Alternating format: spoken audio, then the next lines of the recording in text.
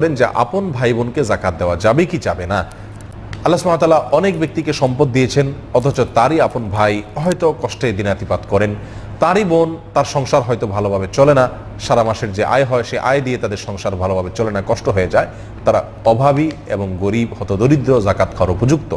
এক্ষেত্রে একজন ভাই তার যাকাতের সম্পদ থেকে আপন ভাইকে এবং বোনকে দিতে পারবে কি পারবে না? এর উত্তর হলো দিতে পারবে, কোনো সমস্যা নেই, বরং তার যাকাতের অর্থ আপন ভাই বোনকে দেওয়া অন্য যে কোনো গরিবকে দেওয়ার চাইতে বেশি উত্তম হবে।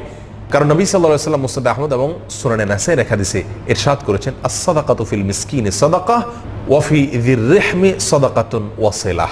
অর্থাৎ একজন সাধারণ গরিব মিসকিনকে সদকা দিলে, যাকাত দিলে সেটা যাকাত হিসাবে গৃহীত হয়।